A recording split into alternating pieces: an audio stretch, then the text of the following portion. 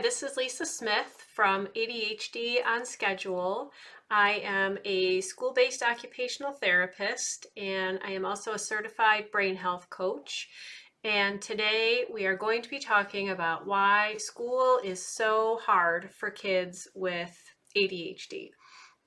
So if we think about what our kids' difficulties were in order for them to get diagnosed with ADHD, those things we can kind of put them into three categories. The first one would be executive functioning skills.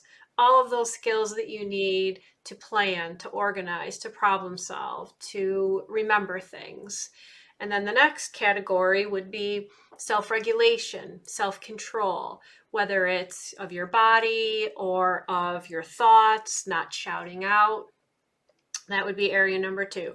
Area number 3 would be the attention part of it, the ability to focus and attend to things, especially things that are non-preferred. So those are the 3 main things that kind of make up ADHD.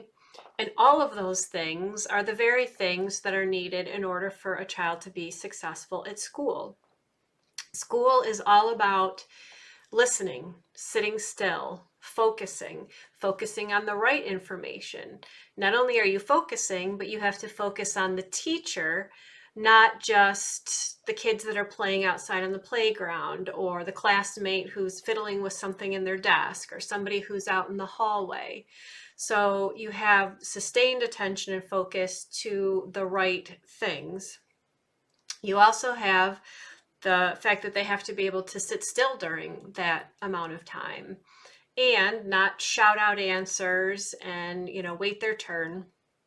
And there are 2 areas that are often the 2 main areas where kids with ADHD often have difficulty academically. Not all kids, but it's estimated that about 30% of kids with ADHD have difficulty with reading and or writing. So when you think about reading, you have to focus on the words, understand the words that you're reading, but you also have to use your working memory, which is a huge executive functioning skill. And that's the ability to hold on to information, to use information that you learned in the past and apply it to the future. So reading is all about that. You're remembering what you've already read, you're processing what you're reading now, and then you're making assumptions about what's going to happen.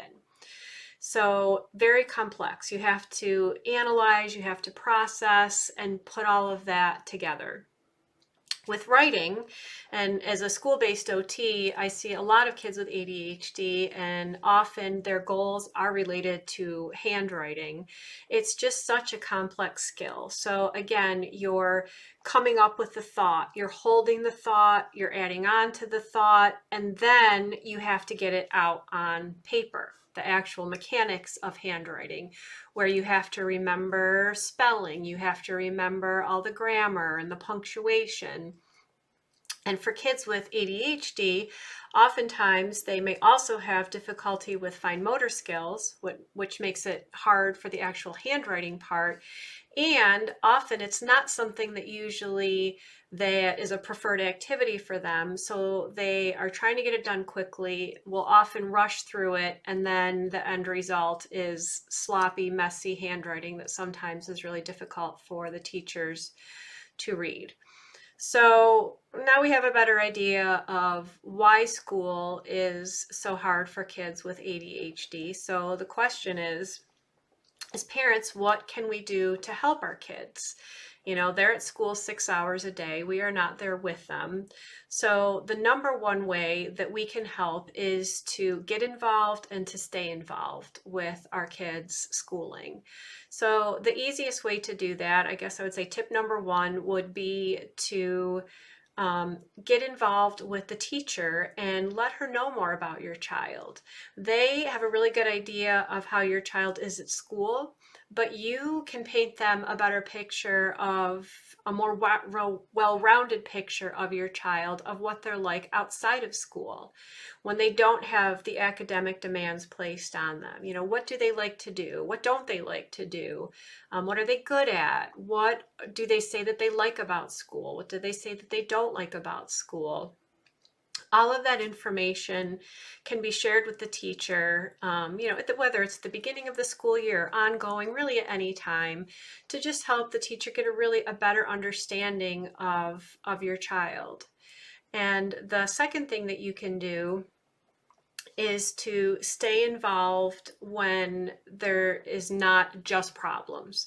So rather than waiting until there's a problem and then getting involved, kind of just have it be more ongoing. So even when things are small, I know teachers really appreciate when parents communicate even the smallest of things. So maybe your child didn't sleep very well the night before, or maybe they had a really stressful morning, or maybe there's something going on outside of school in their life that might make it even more difficult for them to focus or to manage their emotions.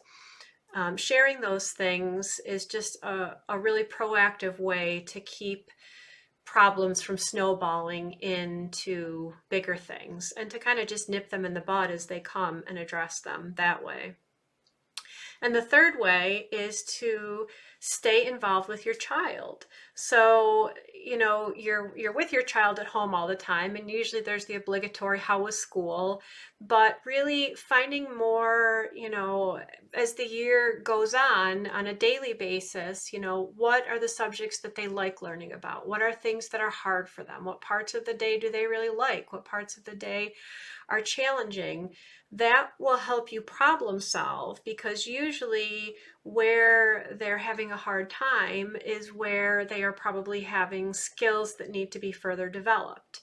So sharing that with the teacher can help you make more of a school home plan, where maybe you're both working on something together, you know, addressing it at school and at home, again, before it becomes a huge problem or a behavioral issue.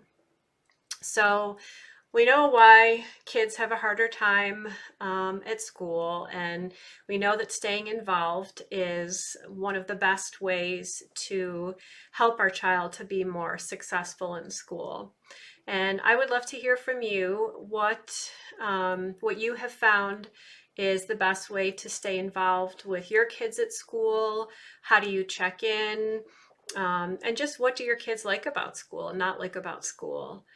And please also subscribe. So you can hit the little subscribe button below. And I thank you for watching. And until next time, let's make good things happen for your kid.